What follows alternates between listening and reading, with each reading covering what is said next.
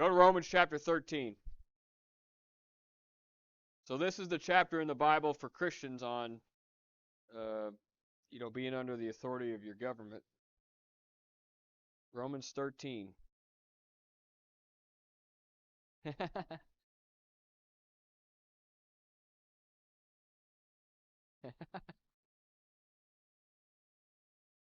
They can't hear any of you. They can only hear me. So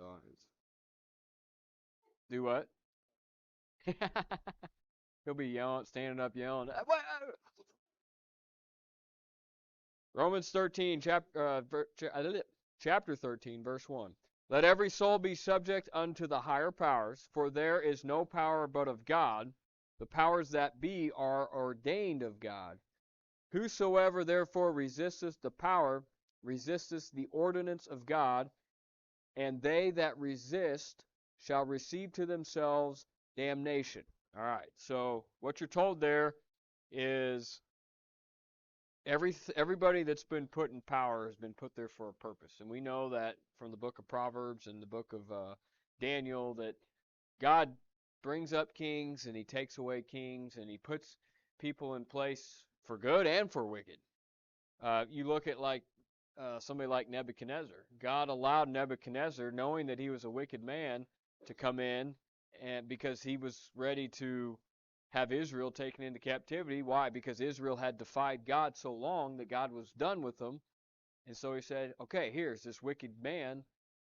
You look at King Saul. The people demanded a king. They weren't ready for a king, but they demanded a king. God said, fine, I'll give you this wicked man Saul as your king. So God puts people in place for specific purposes and for specific reasons. However, what's the verse? I think it's in 2 Corinthians where it talks about everything is for our ensample. I don't know if I'll find it quick enough here. But we know that everything in this book is put in there for a specific purpose. And specifically for us as Christians, the Old Testament. Now, I know we don't live under the guise of the Old Testament in terms of the law and things, but every story in the Old Testament points to a New Testament principle or a New Testament doctrine.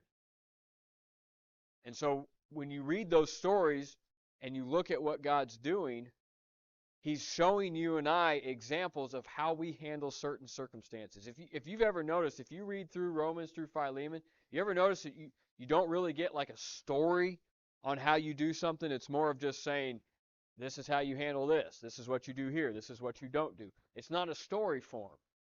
It's because the Old Testament is our picture book, our story form of those New Testament principles. And so one of the greatest we have is, like I already said, Esther with Mordecai. Another great one for this particular topic is Daniel himself, because Daniel had to go and serve under the king Nebuchadnezzar, who was a wicked king, a wicked leader. So in verse 3 of Romans 13, it says this, for rulers are not a terror to good works, but to the evil. Wilt thou then not be afraid of the power? Do that which is good, and thou shalt have praise of the same. Okay, so in this passage, verse 3 and verse 4 are kind of the breaking point when it comes to how you serve your government or your higher powers, as verse 1 says. The power that is over you has been put there for good, ultimately. That would be God's ordained structure. And when that structure creates laws and rules that abide by this book, we have plenty. We're not supposed to murder somebody. Well, that's thou shalt not kill. We have laws that you shouldn't steal. Well, that's one of the 10 Commandments. All of the righteous laws that are in this book, in most cases, are put out for our civil life. Now, the problem comes in what happens when those laws are either written or applied that now go contrary to this book. Now we have a problem. And that's what verse 3 says. Rulers are not a terror to good works, but to the evil. What does the Bible say that's going to happen, or it happened to Israel, and I think this is in Isaiah, It happened to Israel, and now it's happening now. What does the Bible say about good and evil as the time gets closer? That's right. So what happens with the rulers? They start to take the things that were good, and they begin to call those evil, and they take the things that are evil, they begin to call that good. Jonathan was just talking about it with the whole LGBT thing, and you with the governor. They're trying to put things in schools that we know from the scriptures are evil, and they're trying to call them good. Where do you draw the line? Well, we know because we have the good book. We know what good is. Good is Jesus Christ. Good is righteousness. Good is following this book. And when those laws and things begin to be pushed on you that are no longer good but evil, that's when you, according to Romans chapter 13, verses 3 and 4, have the ability to say, I'm sorry, I can't go along with that. It runs me contrary to what is good.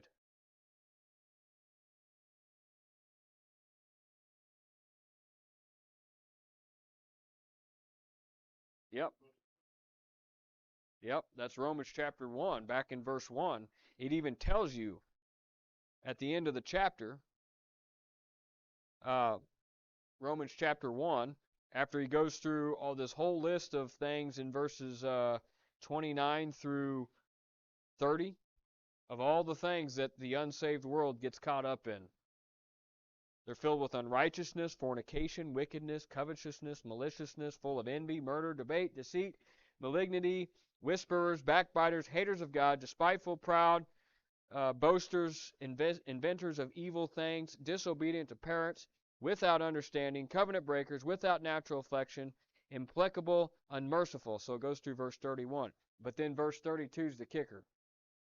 Who, knowing the judgment of God, that they which commit such things are worthy of death, not only do the same, but have pleasure in them that do them.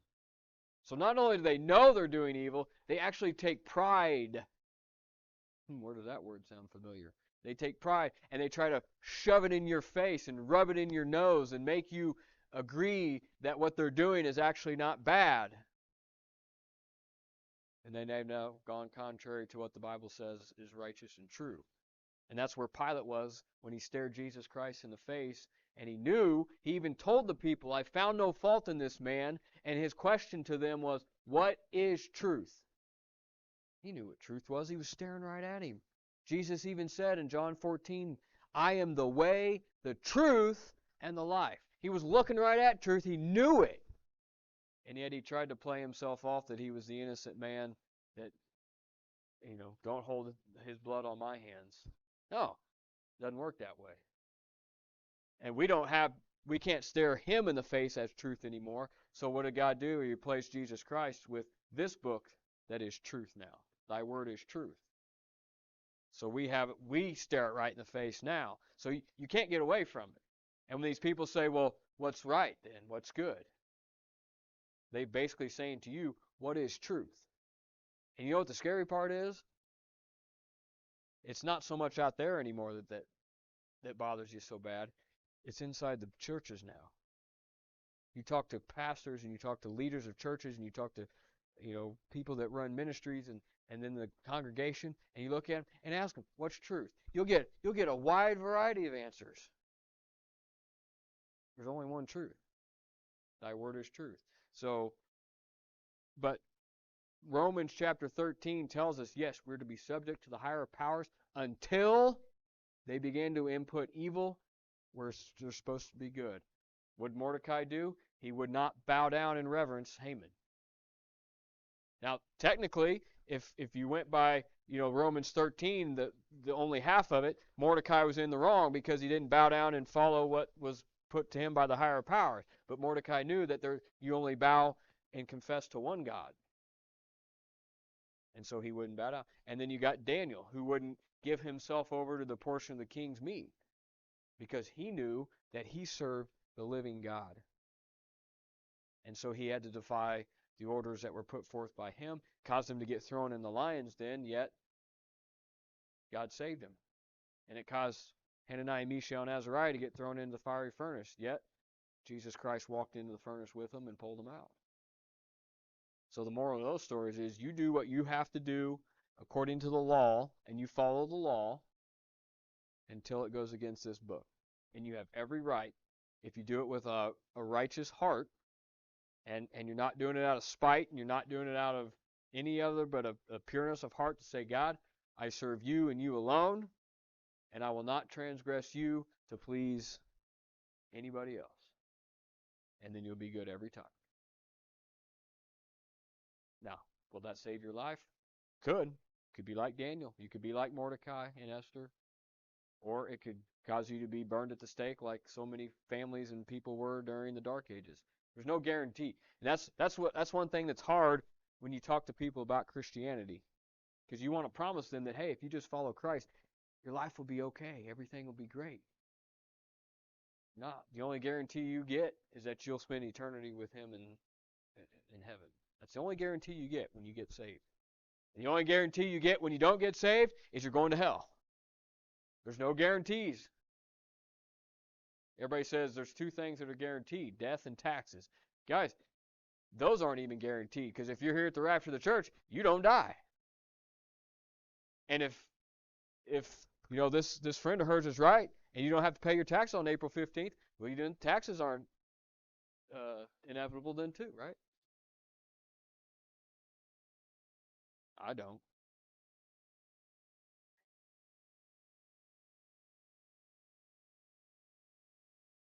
Is it first? I knew it was late in the book somewhere. 10. Yes, thank you. I knew it was on that column on the right side of the page, but I couldn't hear words.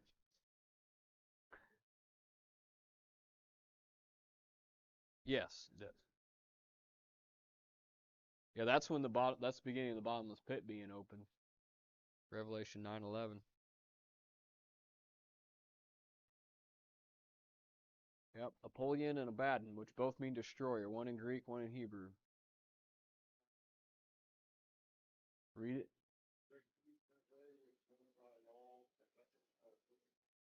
There you go. Yep, we were reading the other night, and I think Psalm, maybe chapter 2, that talked about having peace in the time of war. It reminded me of a story of a lady who lived over, somewhere in Europe or something during all the war that was going on, and uh, every night she would go to bed, the bombs going off and everything, and she didn't bother her none. And somebody finally asked her, "How are you able to sleep with all this going around you?" She says, "Because every night I rest in this book, and I read it, and I pray over it, and I lay it right beside my bed when I go to sleep, and I just figure that God's got everything in control, and it's my time. It's my time. I have no worry." And yeah, that's how you got to be. 1 Corinthians chapter 10 and verse 6, it says, "Now these things were our examples, to the intent we should not lust after evil things as they also lusted." He's referring back to the Old Testament there. And if you drop down to verse 11, it says, "Now all these things happened unto them for in samples, and they are written for our admonition, upon whom the ends of the world are come." Yeah, Revelation 9:11 is because of verse 10, where it says the destroyer. That's the Antichrist. That's the devil. He comes out in Revelation 9:11. But yeah, everything that happened in the Old Testament, we're told from this book, is for our ensample, our example, and our admonition, so that we don't have to fall in the same mistakes that they did, and we don't have to go through the same problems they went through. Or you get examples of, like Daniel, how you stand against a government power that's trying to change you.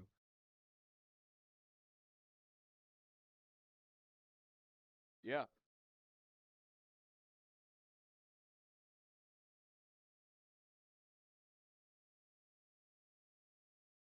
I don't see where you can't. Um,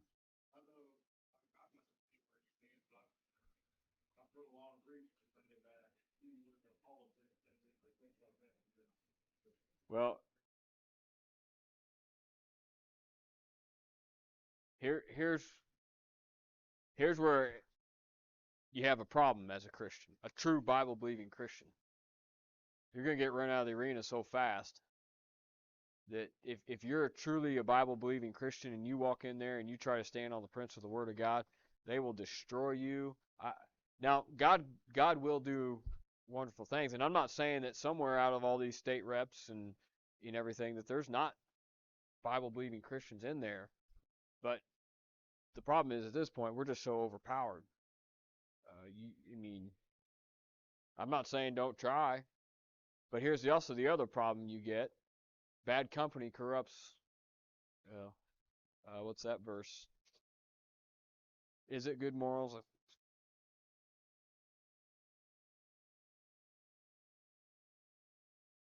Yeah,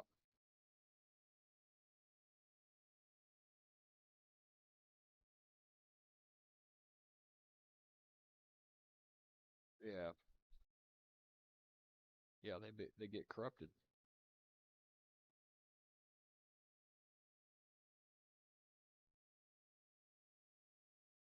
Yeah, right.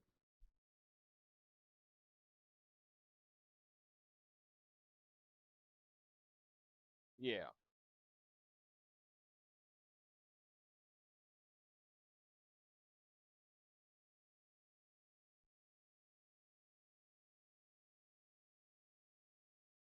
yep. So I mean, to me, all the power too, because I do believe at one time a lot of our government system, well, even though our founders of some of them weren't Bible believing Christians, they had a good enough reverence and fear of God that our government system was based off of this book. I just think over time the devil knew that if he could get in and destroy that,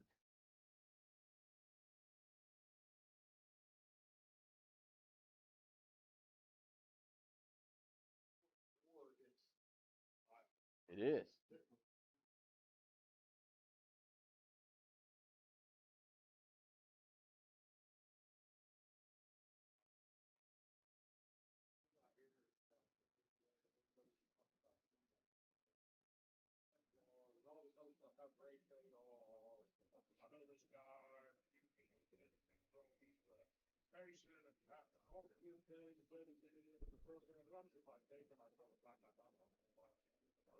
Yeah, good chance. Good chance. But see, that's what they do. They cover all that up with, like the Shriners. They go, and again, I'm not down. If they help somebody physically, I'm not down. But I'm talking about what they're really doing. They're covering all that up to make it look like they're doing good things for people, so that they can continue on with the things they really want to do. Right. Yeah.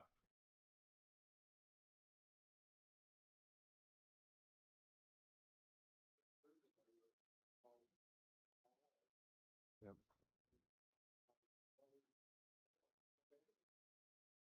Yeah. And we go to Branson at least a couple times a summer, and we went to a show here. Well, this was back in the fall when Casey and I were down there for our anniversary, and they gave us a program or something, and I was just flipping through it later that night when we got back to the room, and all the people that run this production of this show, uh, whatever degree Mason, whatever degree Mason, whatever degree Mason, and then the head guy, and his face is plastered all over all the billboards down there as you come leaving Springfield heading south on 65, for his show, and it's this guy's face, 32nd degree Mason. No, it's just a show, but you start looking at it going, who's really running this place down here? Which I already knew a lot about the Pinsmore Mansion and Fort Leonard Wood and all that stuff down there, and then you start finding out that I mean it's just the network is so vast. I mean it's gonna take Jesus Christ to fix the political system of this world. Yeah, which all leads to Rome.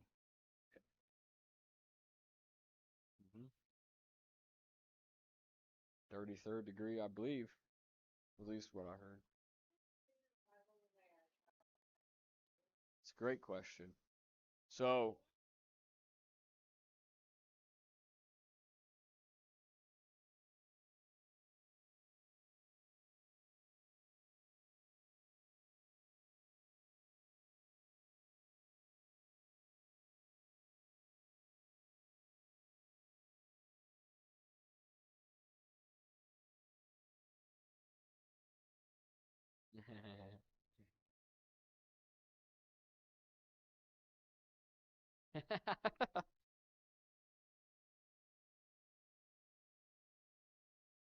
Oh yeah. So when the honest men sat down to put a Bible in English so that the common man, that was the whole purpose of the King James Bible, was so that the common man and woman, the common Christian, could have a Bible in their hand, because prior to that, only churches had a Bible, and not every church had a Bible. Sorry, I got to repeat the question. She asked why there are italicized words in the Bible, in the King James Bible. So, if you wanted to read Scripture, you'd have to go to the church, and you'd have to get permission from the church to be able to read the Bible. So the church decided that, hey, Christianity decided we need to have a Bible that every family can have in their home to pray over and to study with their family. So that began the push to put together the King James Bible. There were six. Well, if you count the was it the Wesley Bible back in the 1500s? Can't remember which one it was. But there were six English Bibles that had been put out prior to this, and the yeah, you had the Matthew, the Coverdale, the Tyndale, the Bishop, the Geneva, and the which one am I missing? I'm missing one. Psalm chapter 12. What is it? Did I say it? Coverdale, Tyndale? Here you go. Oh, the Great Bible. Coverdale, Great, Matthews, Tyndale, Bishops, Geneva. Those were the previous six. And but they weren't complete in the sense that the English language was still a mess. Like there, it was hard to read, and there was words that didn't work out right and everything. So they were trying to get a more readable English Bible on the market for everybody to have. So when these translators sat down, they took over 5,000 manuscripts that were available at the time. And I'm talking Hebrew, Greek, Aramaic, Latin, Syriac, all the work that the Bible's. And they took the bad line and the good line. They brought them all together. And that group of texts that these guys used, there was 54 translators that sat down and they were authorized by King James. 54 of them. 5 plus 4 is what? 9. Number of fruit bearing in your Bible. So they sat down. It took them 7 years. And they went through every verse of the Bible 15 times because of the way they broke the groups up. And they compared manuscripts and the other previous 6 English Bibles and everything they did. And that main body of work they had that was over the 5,000 manuscripts was called the majority text. It's now been called the Textus Receptus. And boy, watch people's eyes spin and get upset at you when you throw that name out there.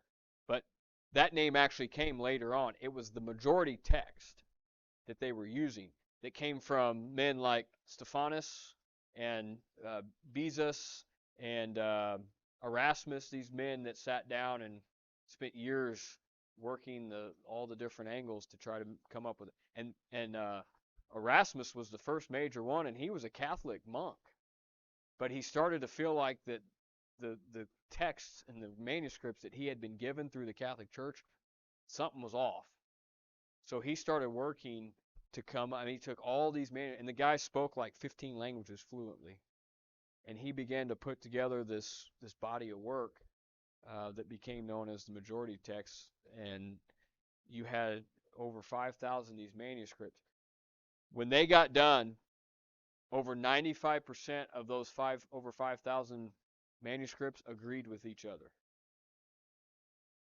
Over 95%. Do you know what most of the other Bibles out on the market, what texts they use out of those 5,000, over 5,000? I think it was like 5,126, something like that, the ones they had. They use less than 200, and it might even be smaller than that, but that comes to the top of my head. Of over the 5,000 manuscripts available for them to use to do their work, they use less than 200 of them. And there's 3 major ones they use. They use Sinaiticus, found in Mount Sinai, which is called the Wilderness of Sin.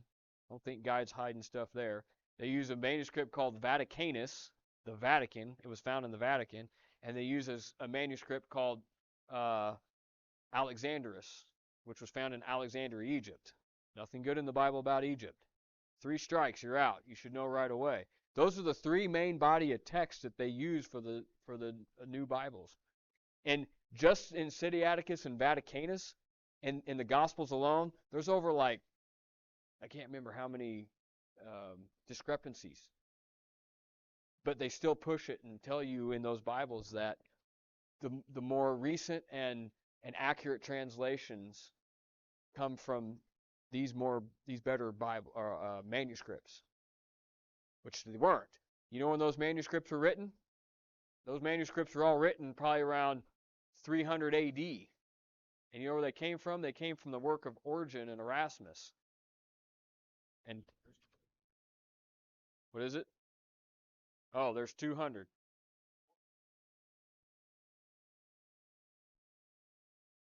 Yep.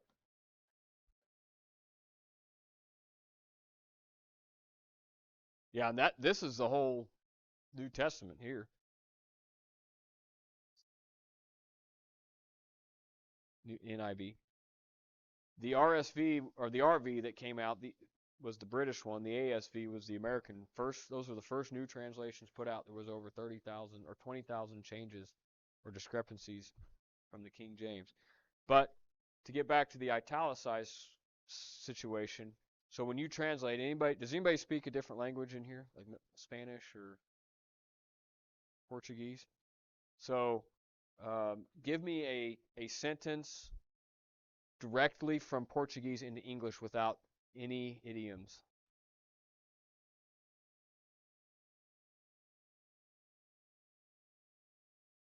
Can you translate directly over from I don't know Portuguese languages that well. Like, go ahead.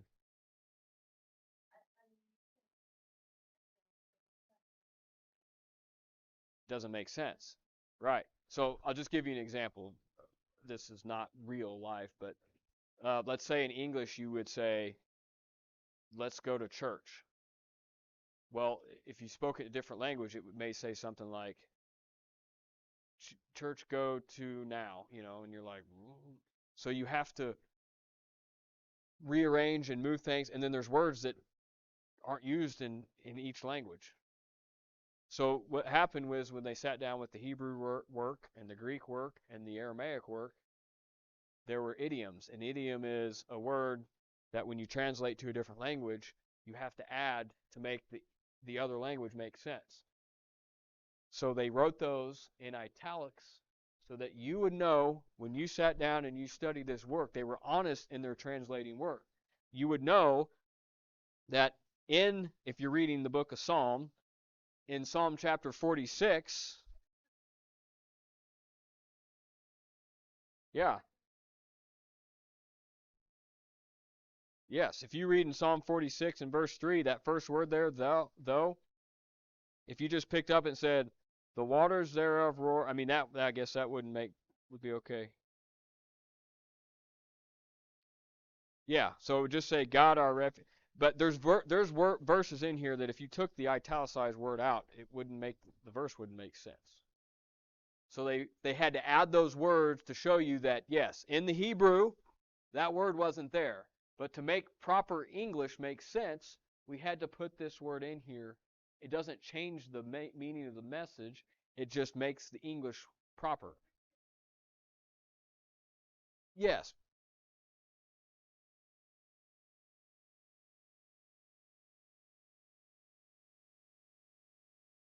Yeah.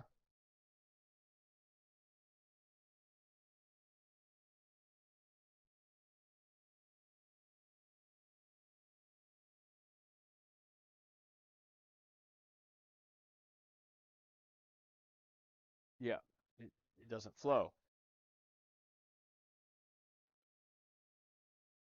Yes.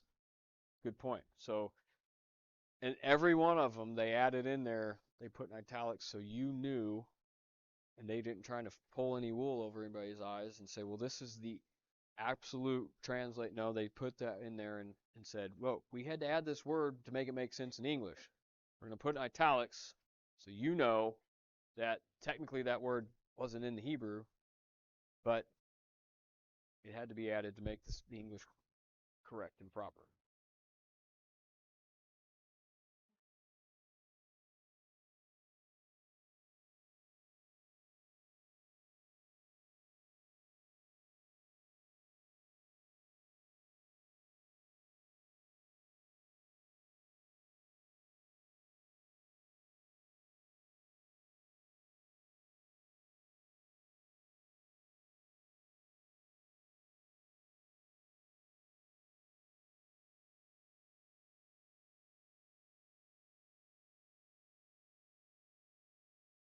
Yeah, and you could look at it that way, and there's nothing wrong with that.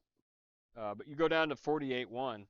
Great is the Lord, and greatly to be praised in the city of our God, the mountain of his holiness. But when you read the word in, it tells you where that is, in the mountain of holiness. Um, but there are verses in here that if you truly took the word out, it wouldn't make sense. Some of these you could get by, but like Janice said, if you take them out even in some of the smaller words, and here's a perfect example of that.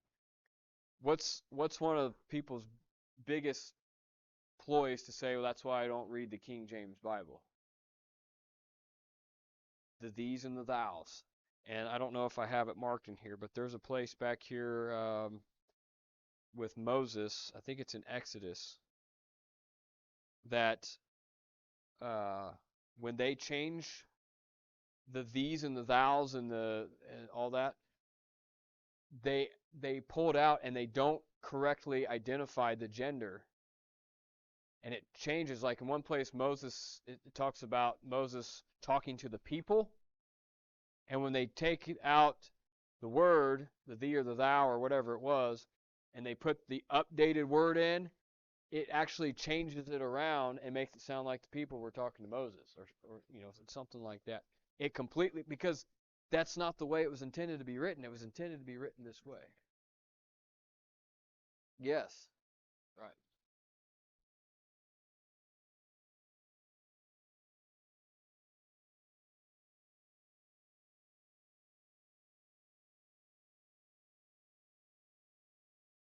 Yeah. Oh yeah. Let me show you a good one here. Go to Matthew 5, I think it is. Matthew or Mark. I mean, it's. I mean, I've showed you some bad ones. They're all bad, and they're being deceived.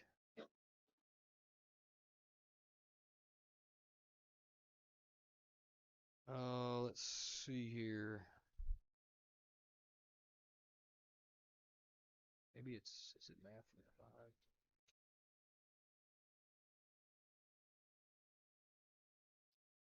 Where does it talk about being angry at your brother? Oh, here it is. Yeah, Matthew 5. Raka. Raka. 5:21. Somebody do me a favor if somebody has the ability to pull up the NIV on your phone, pull up the same passage. I'm just going to read it and then have you read the other one and see if you pick it up. 5:21. Ye have heard that it was said by them of old time, thou shalt not kill, and whosoever shall kill shall be in danger of the judgment.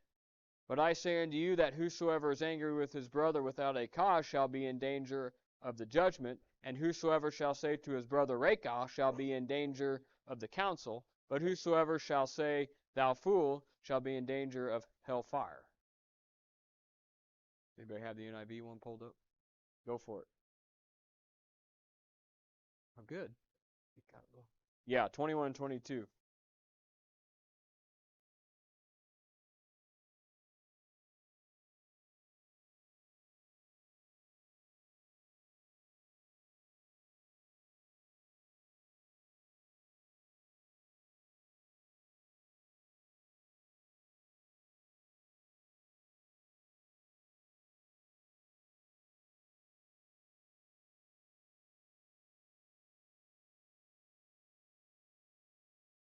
Anybody catch what's missing? Okay. Well, they don't want to be they don't want to show any favoritism to one group. There's something extremely important in there that's missing when they put it in the other book. That's right. Without a cause. Look at verse 22. But I say unto you that whosoever is angry with his brother shall be in danger of the judgment. Have you ever been angry with somebody? You're in danger of the judgment. According to the NIV, this book says without a cause.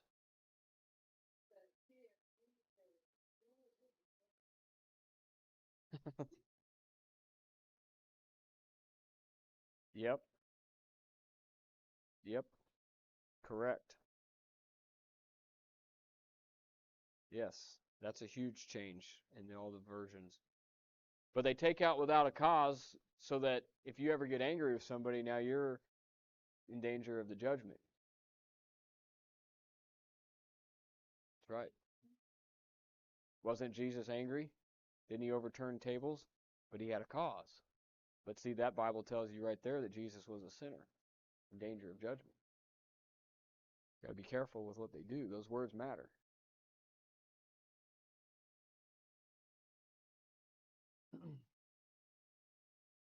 So, yeah, where'd you get this one, Jonathan? Make some copies of it if you want to. There's a copier in there if you want one. I mean, there's so many things out there, though, that you can go find all the omission. There's a KJV something website that lists, there's charts and everything. I mean, yeah. Colossians 1:19 is a big one. They take out the blood of Christ. Amen. Right. Yep. Yep.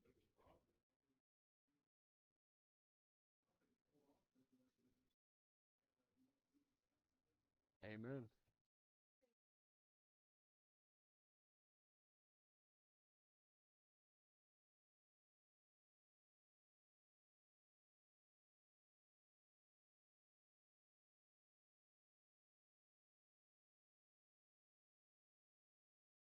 Well, the whole premise there is you have you have the uh, directive of God that it's okay to be angry in certain circumstances. The Bible tells us in Ephesians to be ye angry and sin not. Jesus was angry, but he didn't sin in it.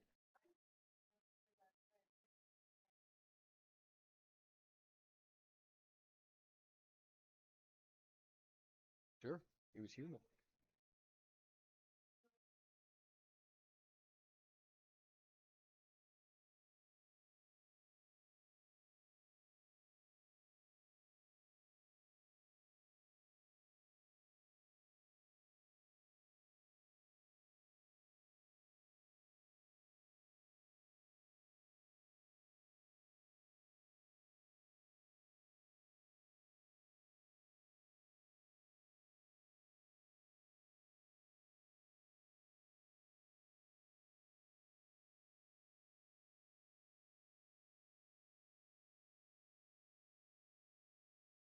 You just got to be careful.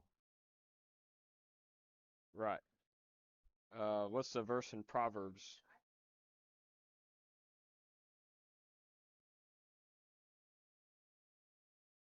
Um,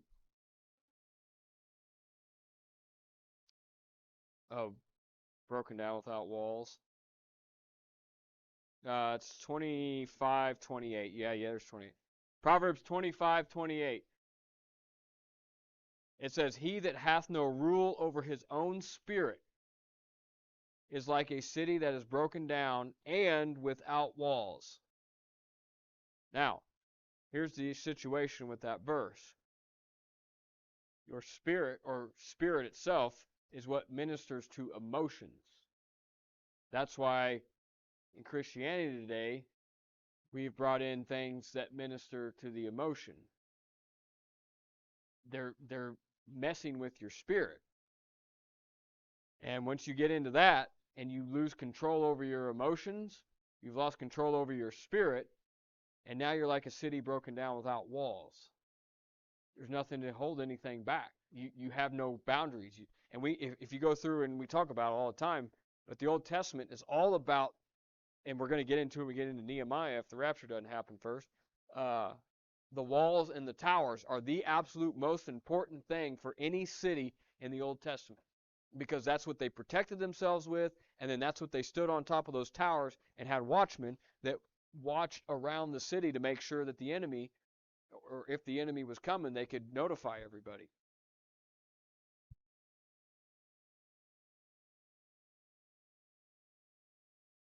Yeah, that's right. They get into your spirit. Because what's the Bible say? How do you worship? You worship in spirit and truth. And truth.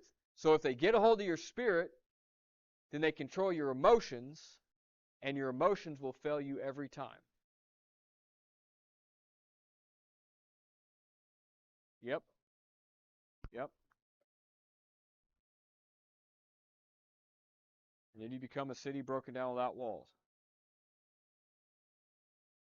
Now they're doing mosh pits during these worship services. I mean, it's just getting in. I'm sure that's just the tip of the iceberg. Exactly.